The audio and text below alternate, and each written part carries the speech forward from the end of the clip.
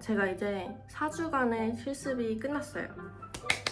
진짜 너무 힘들었고 너무 시간이 안 가는 것 같았고, 근데 또 월요일부터 금요일까지 맨날 막 8시간씩 다니니까 금방 지나간 것 같기도 하고, 근데 정말 너무 힘들었거든요. 일단 첫 실습이라서 그랬던 것 같기도 하고, 치매 환자들이 엄청 많은 병동이었거든요. 그래서 정말 너무 힘들었어요. 그래서 오늘은 제가 실습지에서 있었던 썰이랑 제가 마지막 과제 점수가 나왔거든요. 그 얘기를 좀 해보려고 합니다. 그냥 한 학기 어땠는지 좀 통틀어서 얘기해볼게요. 첫 간호 실습지에서 정말 금쪽이 그 자체였는데요. 일단 저희 실습지에서 저 포함해서 6명 있었어요. 실습생 6명. 근데 그 중에 3명은 케어러로 일했던 경험도 있고 이미 AIN으로 일하고 있는 친구가 있는 거예요. 그래서 그 친구들은 일단 기본적인 뭐 ADL 같은 거는 다 너무 익숙한 친구들이고, 이제 뭐 약물이나 이런 것만 안 해봤던 거죠. 그래서 병원 자체는 경험이 있는 친구들이었고, 저는 정말 제로 베이스였기 때문에 정말 1도 경험이 없었어요. 환자 아침에 깨워서 뭐 샤워시키고 이것저것 뭐 옷도 갈아입히고 그런 것도 다 해야 됐거든요. 왜냐면 일반 병동이면 그렇게까지 안 하는데 저희는 치매 병동, 노인 병동이기 때문에 혼자서 못 하시는 분들이 많아요. 그런 거를 하나하나 다 해드렸어야 됐고, 화장실 가는 것도 도와드리고, 이제 약물이나 차트 쓰는 거 이런 것까지 다 이제 완성을 했거든요. 근데 제가 첫날? 아니 둘째 날이었다. 둘째 날 제가 점심을 먹고 그 CN분이 간호 학생들 6명 이렇게 쫙 다 모아가지고 이 차트를 어떻게 쓰는지 이 시스템에 대해서 막 강의를 해주고 계셨어요.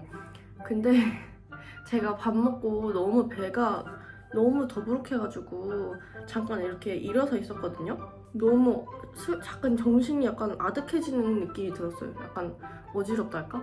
그래가지고 왜 이러지? 체했나? 이랬는데 진짜 갑자기 눈앞이 안 보이더니 한 2, 3초 정도 기억을 잃었던 것 같아요. 진짜 쓰러졌어요. 제가 실신했어요. 제가 진짜 그날 멘붕이 와가지고 병원에서 쓰러졌어요. 제 기억에는 CN이 이렇게 컴퓨터 보면서 설명해주고 있고, 이제 6명 이제 둘러싸여서 그 컴퓨터 화면을 보면서 이제 얘기를 듣고 있었는데, 제가 갑자기 이렇게 된 거예요. 갑자기 눈앞이 깜깜해지면서 하나도 안 보였고, 정신 차리니까 제가 의자에 앉아 있었어요. 왜냐면 제 바로 뒤에 마침 의자가 있었거든요. 쓰러지는 순간은 기억이 안 나는데 소리만 들렸어요. 눈앞은 안 보이고 막 의자 안 쳐 이러면서 그때부터 이제 약간 이제 눈앞이 보이고 시야가 돌아왔어요. 보니까 다 저를 둘러싸가지고 또 괜찮니 이러고 웅성웅성 난리가 난 거예요. 간호사들이 다 와가지고. 다른 실습생들한테 들어보니까 제가 갑자기 이렇게 앞으로 확 떨어졌대요. 제 몸뚱아리가. 근데 다행히 만약에 아무도 없었을 때 그랬으면 제가 진짜 뇌진탕이나 뭐 진짜 심각한 부상이 있었을 뻔했는데, 다행히 주변에 사람이 엄청 많았을 때 그래가지고 다 저를 붙잡아 준 거예요. 그래서 붙잡고 빨리 의자에 앉혀준 거죠, 저를. 저는 기억이 없어요. 그때 진짜 숨이 안 쉬어지는 거예요. 숨이 막 너 무슨 일 있었니? 너 왜 그래? 너 질문을 하는데 막 이러면서 숨도 막 너무 가쁘고 그런 거예요. 그때 제 버디 널스였던 사람이 그 옵스머신 가져와가지고 혈압이 83, 뭐 47 이 정도로 나왔어요. 그게 진짜 완전 저혈압이거든요. 그게 100 이하로 떨어지면 메디컬이라고 응급 상황으로 그 응급 전화를 해야 되는 그 수준이란 말이에요. 갑자기 저혈압이 온 것 같다. 너 휴게실 가서 쉬었는데도 컨디션 안 돌아오면 너 그냥 집에 가라. 휴게실로 가가지고 막 물을 막 들이키면서 이제 슬슬 정신이 돌아오더라고요. 그때쯤에. 그 뒤로는 나아져서 괜찮았는데, 제가 사실 그 랩 코스 할 때 있죠. 그때도 똑같은 일이 있었거든요. 둘이 상황이 똑같았어요. 그리고 제가 기억이 나는 게 그날 밥을 똑같은 걸 싸갔어요. 파스타에다가 후식으로 키위를 싸갔는데 그 밥을 먹고 키위 먹고 다시 수업에 돌아왔더니 똑같이 이제 정신이 나가고 막 혈압이 뚝 떨어져가지고 그랬던 적이 있었거든요. 그래서 제가 봤을 때는 그 음식이 문제였던 것 같아요. 왜인지 모르겠어. 둘이 따로 먹을 때는 한 번도 그런 적이 없거든요. 근데 파스타랑 키위를 같이 먹으면 이제까지 2번 먹었는데 2번 다 그런 일이 일어났어요. 그 뒤로는 다시는 파스타와 키위를 같이 먹지 않기로 했습니다. 왜 그런지 모르겠어. 진짜 인터넷에 여기저기 찾아봤거든요. 근데 잘 모르겠어. 키위 먹고 그런 증상이 있으면 뭐 키위 알러지다 이런 얘기가 있었는데 한 번도 키위만 먹을 때는 그런 증상이 없었거든요. 그래서 모르겠어요. 모르겠지만 일단 무서워서 다시는 그렇게 안 먹을 거예요. 둘째 날에 완전 멘탈이 탈탈 털려가지고 그래도 그때 퇴근하기 1시간 전쯤에 그랬거든요. 그래서 그냥 퇴근 시간까지 일했어요. 그 뒤로는 좀 멀쩡하기도 했고 그리고 쉬고 와서 돌아왔을 때도 혈압 다시 쟀거든요. 그랬더니 정상으로 돌아왔더라고요. 120 정도? 막 같이 실습하는 친구들도 그렇고 간호사들도 엄청 걱정해주고 그랬거든요. 아 괜찮아 괜찮아 이러고 퇴근하고 집에 딱 왔는데 집에 진짜 도착하자마자 갑자기 눈물이 나는 거예요. 갑자기 내가 환자를 돌봐야 될 사람인데 내가 병원 실습지에서 지금 환자가 될 뻔한 거잖아요. 그게 너무 멍청하고 너무 속상한 거야. 그리고 둘째 날에 이러면 도대체 앞으로 어떻게 할까 이런 걱정이 너무 돼가지고 그래서 막 울었어요. 그래서 룸메 친구한테 막 울면서 나 오늘 이런 일 있었는데 진짜 너무 속상하다 이러면서 막 울고 제가 간호 실습하면서 2번 울었거든요. 한 번이 실신한 날, 2번째는 와 진짜 그날은 진짜 대박이었어요. 저는 첫 주까지는 오후 시프트가 더 좋다고 생각을 했거든요. 오후는 정말 할 게 없어요.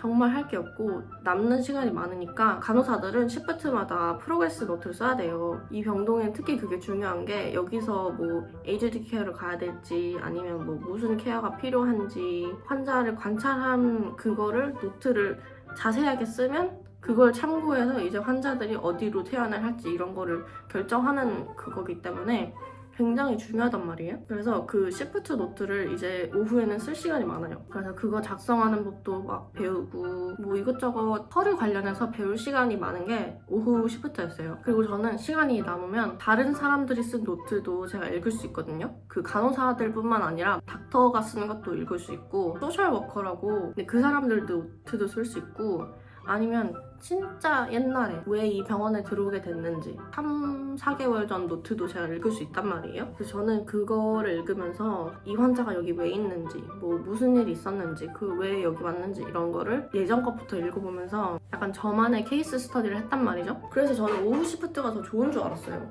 근데 와 둘째 주 금요일 오후 시프트였어요. 제가 그날 이후로 오후 시프트를 극혐하게 됐거든요. 이것도 나중에 알게 된 건데 치매 환자들이 오후가 되고 이제 해가 떨어질수록 그런 충동적인 행동을 훨씬 많이 하고 좀 더 과격해지고 그런 경향이 있대요. 왠지 모르겠어.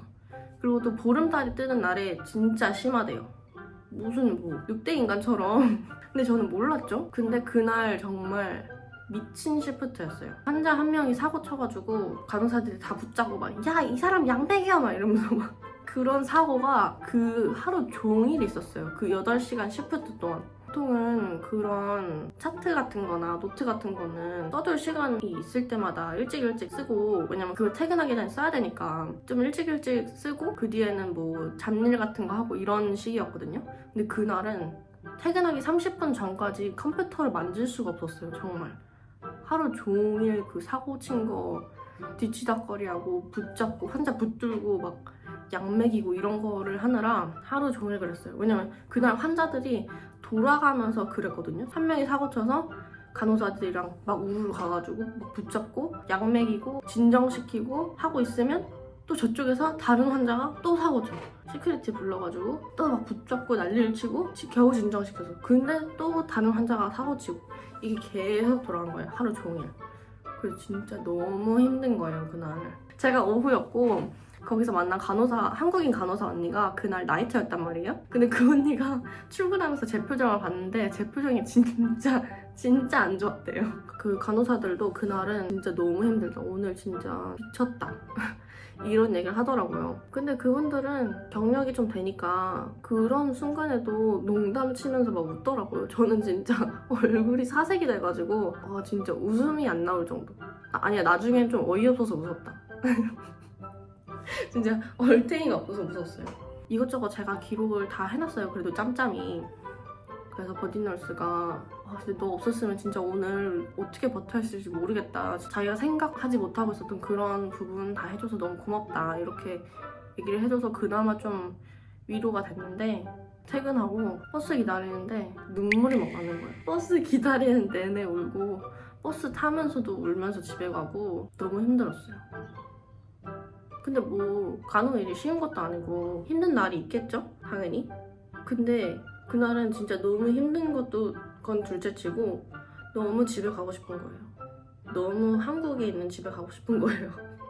솔직히 썰이 진짜 많긴 한데 환자 정도라서 여기서 말하기는 좀 그렇고 어쨌든 정말 치매 병동은 정말 너무 힘들더라고요. 오후 시프트가 진짜 그 뒤로 출근하기 전부터 막 빌었어요. 진짜 제발 오늘 오후 시프트 제발 아무 일도 없게 해주세요.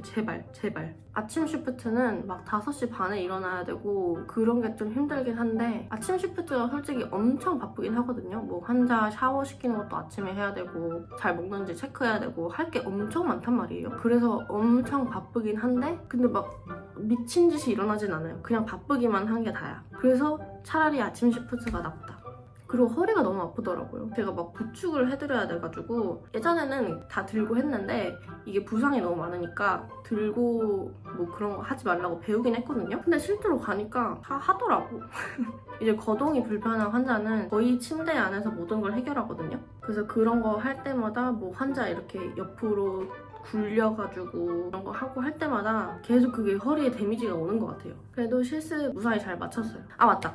이제 실습할 때도 과제 같은 게 있거든요. 과제가 3가지가 있는데 하나는 그 출석 확인하는 그거를 맨날 사인을 받아야 되고 두 번째랑 세 번째는 PAR이라고 서류가 있거든요. 그거를 둘째 주랑 마지막 주에 제출해야 돼요. 제가 실습실에서 어떤 걸 했는지 그런 거를 적으면 이제 퍼실이 와가지고 점수 평가를 해주는 그거거든요. 5점 만점인데 3점 이상을 받아야 패스가 되는 거예요. 이제 다른 친구들은 내가 실습실에서 뭐 했지 이게 기억이 안 나니까 자세히 못 쓰더라고요. 근데 저는 별 문제가 없었어요. 왜냐면 저는 일주일마다 저만의 과제를 따로 했거든요. 일주일마다 제가 실습지에서 뭐 했는지 뭐 그거에 대한 피드백이 어땠는지 목표가 뭐였는지 이런 거를 쓰고 마지막에는 일주일 동안 나는 이런 걸 발전시킨 것 같고 뭐 근데 이건 좀 부족했고 이런 식으로 저만의 그런 퍼스널 저널을 썼어요. 그래서 일주일마다 주말마다 보냈거든요. 의학 용어 같은 거를 제가 너무 모르는 거예요. 조사한 내용도 이렇게 막 적어서 퍼실한테 보냈어요. 근데 나중에 그 PAR 과제 쓸 때는 그거를 참고해서 쓰면 되고 이미 퍼실한테 보내놓은 게 있으니까 퍼실도 그거 참고해서 저도 편하고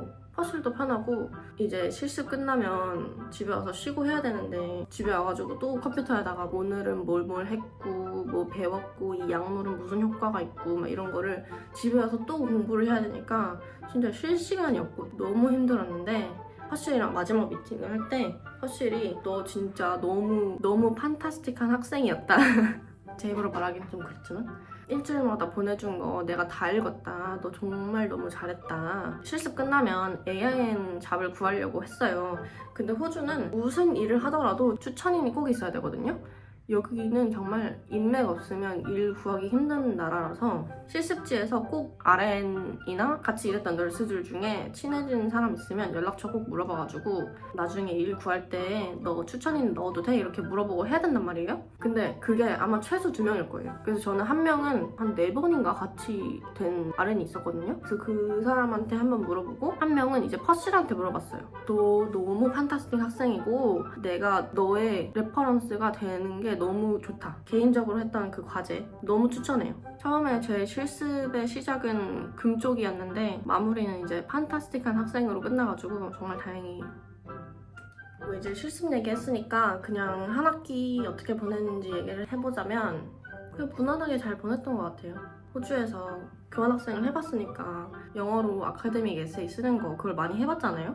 그래서 좀 익숙해지긴 했는데 과제 브이로그에서도 말했던 것처럼 정말 어려운 과제가 있었거든요. 글자 수는 엄청 적게 주고 평가 내용에는 이것도 쓰고 저것도 쓰고 뭐 다 써라 이런 그런 정말 극악무도한 과제가 있었단 말이에요. 진짜 말도 안 돼. 어떻게 그 글자 안에 이걸 다 써? 싶은 그런 과제가 있었는데 그 마지막 과제 점수가 얼마 전에 나왔거든요. 보니까 90점 받았더라고요.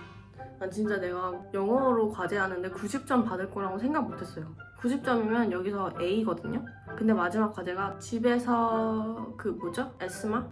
천식 관리할 때 간호사가 관리 과정에 개입했을 때 효과에 대한 그 논문 4가지를 읽고 그 논문 4가지를 통합하고 뭐 비교하고 그런 거를 쓰는 에세이였어요. 생물학과 공부하면서 논문 진짜 많이 읽었거든요. 그것도 다 영어였고 그런 게 좀 도움이 됐나 싶어요. 이번 학기는 그래도 과목이 3개밖에 없어서 괜찮았던 것 같아요. 근데 다음 학기는 이제 4개거든요. 4개 어떻게 하지? 4개는 진짜 힘들 것 같은데. 마지막 과제 점수도 나왔고 실습도 다 패스 다 받았고 그러니까 이번 학기는 정말 무난하게 잘 보낸 것 같아요. 앞으로도 페일 받지 않고 열심히 해보겠습니다.